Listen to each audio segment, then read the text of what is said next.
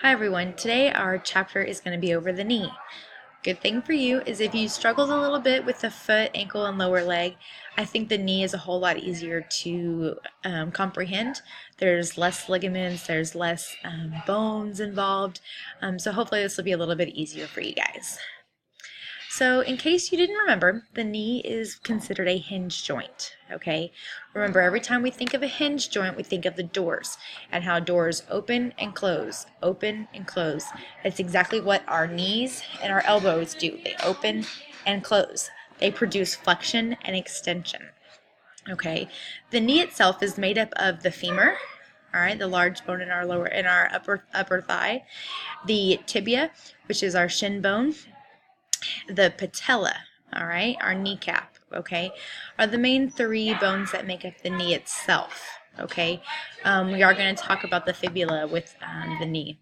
The primary movement comes from the tibiofemoral joint.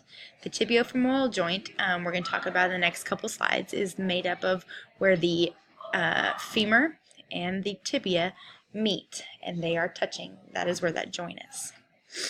Okay, so we're going to break down each bone specifically and learn a little bit about the anatomy of those bones. The first one is the femur, the thigh bone, okay? It's the longest bone in our body, okay? It's very, very strong. It has to support all of our weight and take the force that is put on it. There's a couple parts that I need you to know. First is the epicondyles, okay?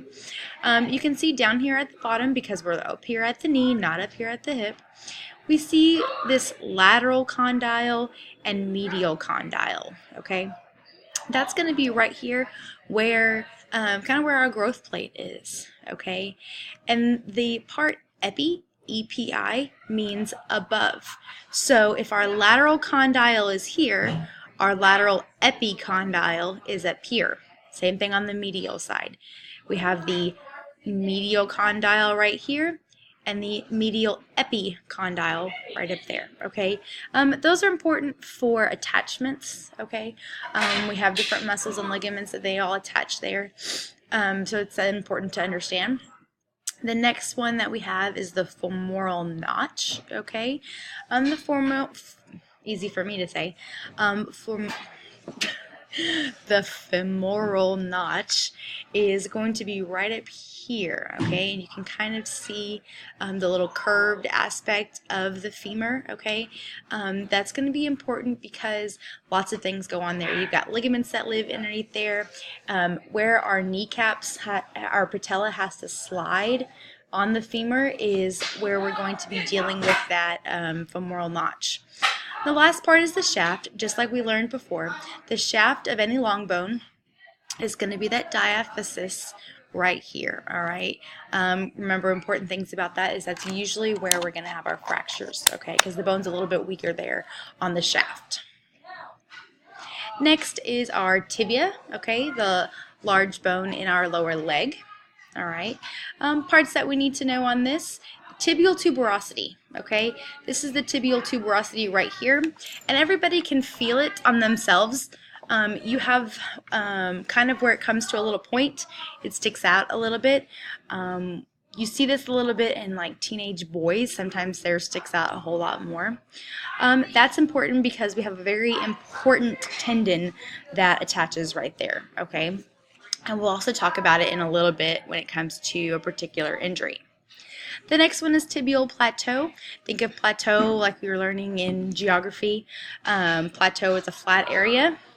That's going to be right up here, tibial plateau, where it's meeting with the femur. Okay, it's nice and flat up there. The last part is the malleolus, which is down here. We talked about it with our foot and ankle chapter, so hopefully you remember. We have the medial malleolus down here, and then on the fibula, we have the lateral. And the last major bone that we talk about is the patella, okay? The patella is what we call a sesamoid bone, okay? Sesamoid bone. It kind of fits into its own category. It's not long, flat, short, or irregular. It is this fifth special category. And it's called a floating bone, okay? These are just like the sesamoid bones underneath the hallux that we talked about last chapter. So this kneecap, all right, your patella is your kneecap, sits in a tendon, okay? There's a tendon that comes up here from the quad, and it goes over and under all the way down to the tibia, and that's what kind of holds it in place and allows us to flex and extend our knee, okay? You have another joint here. Where the patella sits on the femur is the patellofemoral joint, okay? And those two have to slide together in order for you to be able to flex and extend your knee. Here are those joints again, okay? Patellofemoral joint, here's my patella, here's my femur. Right here, where they have to slide for flexion and extension, is the patellofemoral joint. There is movement that occurs here, but it's not the majority of the movement. We get our main knee flexion and knee extension from here, the tibiofemoral joint, all right, where that tibial plateau sits and meets with the femur, all right. So instead of all knowing our DIP and PIP joints that we had for the foot, we have just two main joints that I need you to know. Right. Our next part is we're going to talk about some cartilage and some ligaments, okay? These are very important, especially in the knee, because this is usually the big scary ones that everybody worries about. So, quick picture. I love this picture of the knee because you can pretty much see anything you need to see from this picture. Great study tool for you guys, okay? It shows all the bones, okay? It shows our ligaments, okay, and it shows our meniscus that we'll talk about next, okay? So what is the meniscus? The meniscus is a cushion, basically. You know, we've already talked about the arches and other cartilage where it's a shock absorber, but your meniscus is a cartilage as well, okay? And it sits where in between the femur and the tibia, and it acts as a cushion for where those two bones meet, okay? If you didn't have that cushion, every step, every jump, your femur and tibia would be rubbing against each other, and that would not be fun, okay? People that have this going on in their body are in lots of pain, okay? The meniscus also helps to stabilize the knee joint, okay? It keeps it from maybe moving too far out of the range of motion, okay?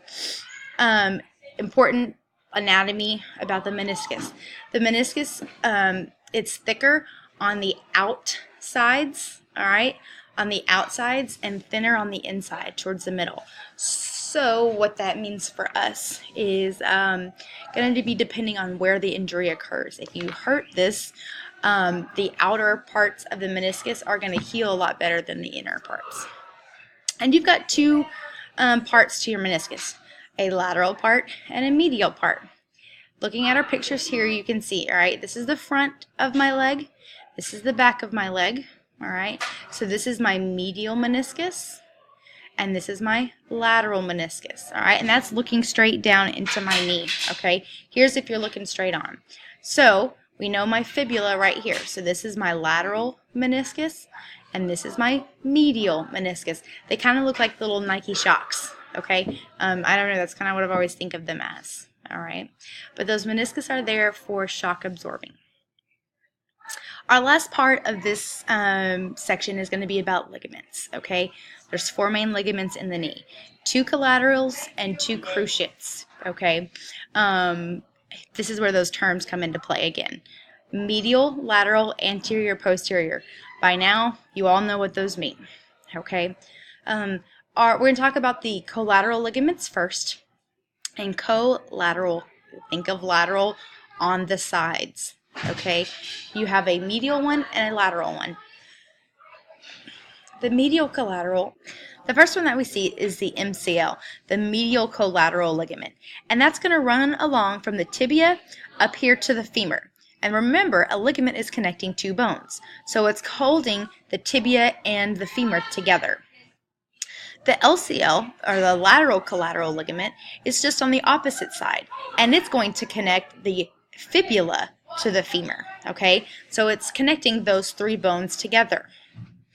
Now, on the inside of our knee is where we see the cruciate ligaments, and they're going to cross. They're going to make an X, okay? So the first one that we have is the ACL, the anterior cruciate ligament, and that ligament is designed to keep my lower leg from moving forward, okay? That shin from moving forward on my knee, okay? And that's shown in here in the cross. So looking at the front of my knee, you can see the ligament in the front of that X is the ACL. The ligament in the back that you can only see a little bit because it's blocked from the front is the posterior, okay?